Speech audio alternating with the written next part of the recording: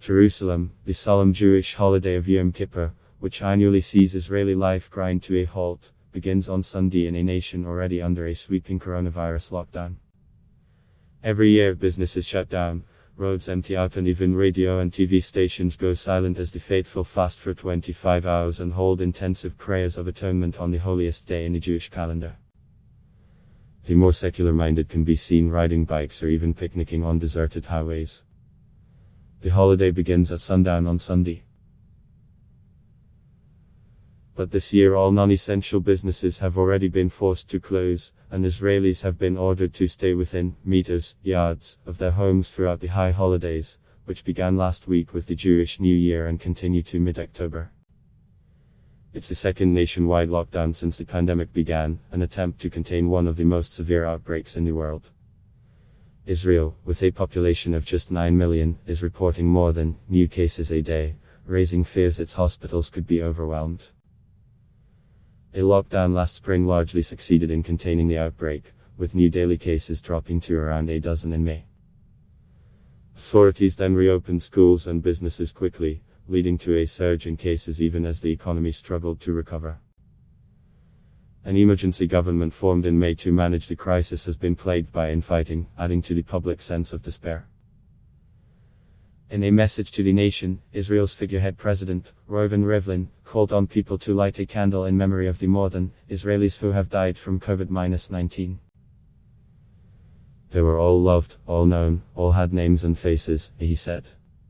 May we be forgiven for the sin of weakness and inability, for not doing enough, for not managing to save them. Because of that, lives were lost. As part of the latest lockdown, Israelis can only pray in open areas close to home, with gatherings limited to 20 people. However, synagogues will be allowed to open for limited prayers with social distancing on Yom Kippur despite warnings from health experts that it could lead to further transmission. In a videotaped statement Saturday, Prime Minister Benjamin Netanyahu acknowledged that mistakes have been made by decision makers.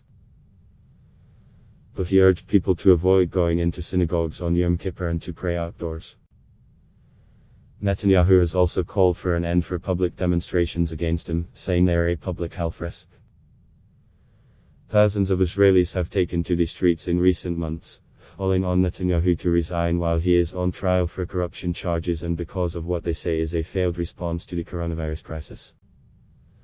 With a divided parliament unable to pass legislation banning the demonstrations, Netanyahu last week threatened to impose a state of emergency. Protesters claim Netanyahu is trying to muzzle them. Israel's politically influential ultra-Orthodox Jewish community, which has suffered from higher rates of infection, is opposed to restrictions on prayers, viewing it as a form of discrimination by mostly secular authorities, especially while demonstrations continue. Hagai Levine, a professor of epidemiology and a member of the expert panel advising the government, said the number of people taking part in protests is only about 1% of those attending prayers in synagogues, and that the risk of transmission in closed spaces is much higher. But he said there is some danger in attending any Massachusetts gathering, even outdoors. If you go outside and you are very close to someone else, you speak with someone else, you shout, you eat together, clearly there is a risk, he said.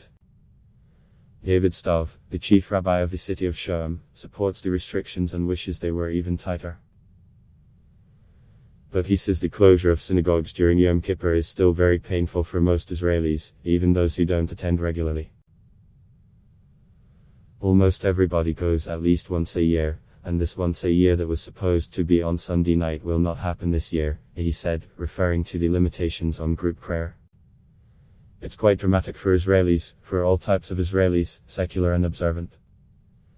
In Israel, the holiday is also associated with the 1973 Arab-Israeli War, when Egypt and Syria launched a surprise attack on Yom Kippur. Families would ordinarily visit the gravesites of fallen relatives, another tradition cancelled because of the virus restrictions. In Israel it's not only a religious day, Stav said. It's a kind of national memorial day for all the Jewish suffering throughout Jewish history.